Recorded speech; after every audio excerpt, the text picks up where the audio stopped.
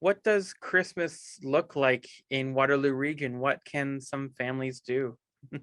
Well, Christmas has well, I'm not going to say Christmas has grown, but the number of things that you can do in Waterloo Region at Christmas has grown over the years, and it's gotten to be really one of the busiest times that we have from mid-November until New Year's, really. Uh, despite COVID and despite some of the restrictions that we've seen over the last few years, some of the activities are outside or you can do them no matter what the restrictions are. And Gift of Lights is one of those that has been is really a wonderful thing for families. I was going to say children and adults alike, because it's gotten bigger and better every year. And I'm not sure if you've been through it before, but there are 2 light tunnels now. And the light tunnel was one of the coolest things when I first went through it. And I actually saw a Gift of Lights in another destination before Binghamton's brought it here. And the one that Binghamton's has is better than anything I've seen anywhere else. So that's something that you can either walk through or drive through in your own vehicle, which is fantastic. Another thing that has evolved is Christmas in Cambridge. That is now Christmas Cambridge's Winterfest. It's the same event, only they changed it and expanded it a little bit. And again, much of that is outside as well. A lot of lights. They have it's going until January 2nd. So there's this Christmas market, there's illumination, there's a New Year's Eve skate. So they have kind of events that are spread out through from now until after Christmas. Snyder's Farm, again, they've really adapted during COVID. They started with doing the haunted campfires and the corn maze, and they've expanded to doing an old-fashioned Christmas. So there's all sorts of things you can do there. You can cut down your own Christmas tree, and that might be appealing to those that didn't get a Christmas tree early, because I understand that there's a shortage this year. So you might want to go and cut down your own, take the kids out, find out what it used to be like back in the old days when your parents would tell you they had to cut down their own tree, didn't just go to a Boy Scout lot to grab their tree. But they've also got a bakery, and they've got a gift barn. So for those people that haven't finished their Christmas shopping yet, it might be a great place to stop in. And there is Santa. You can go and visit Santa at the North Pole at Schneider's Farm as well. And they have s'mores, so they're still doing bonfires as well. Then one of the things that I've always really enjoyed doing is stopping in at Castle Kilbride, because if you want to see what a Victorian Christmas looks like, the castle is all decorated the way it would have been in Victorian times, and it is absolutely stunning. Everything down to the dinner table set with well, it's not steaming, but there is a turkey on the table. So all the Christmas decorations are there to see, which is really fabulous.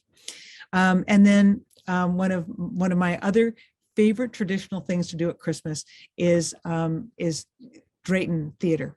And Drayton is back on stage for the first time in 21 months. They opened at the beginning of December, as I see you're nodding, so you know that they're offering a couple of different shows, but the one in Cambridge at the Hamilton Theater is back home for the holidays. So something not to be missed. A little evening entertainment, and it's nice to see live theater back and running again. So those are the things that you can do in Waterloo Region over the holidays.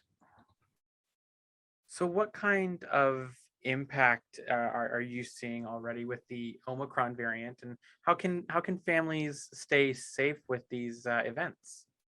Well, all of the facilities that are operating safely according to all of the guidelines that are put out by public health. So distancing, wearing masks, being in well-ventilated places. As I mentioned, some places are out of doors. So I think that it's safe to go and visit the facilities that are open. And they are, as I say, operating safely and following all of the guidelines that are put out by public health.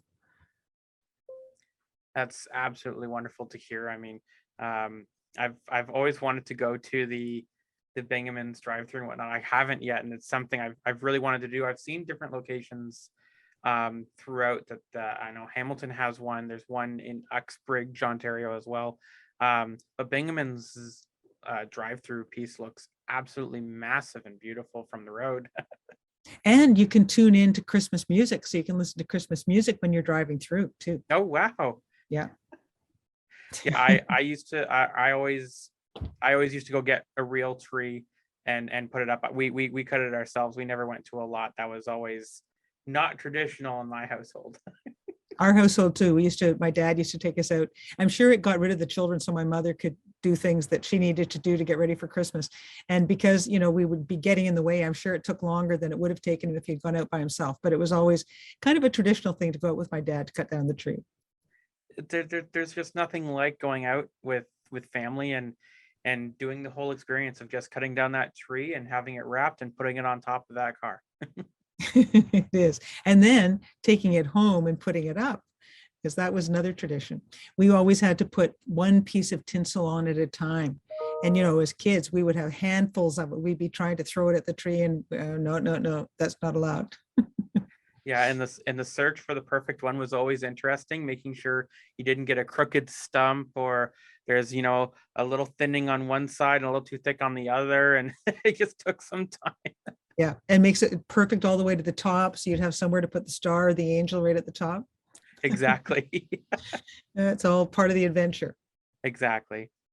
Well, thank you so much, Minto, for really taking the time to chat with me and discuss about what we can do. And I know this pandemic is still going on, but I'm hoping that we can all get together soon in one way, shape, or form to celebrate Christmas when all this is over. Yes, so do I. It's always a pleasure to speak with you, Robert. Hope you have a very merry Christmas, happy holiday season with your wife. Of course, thank you. You as well.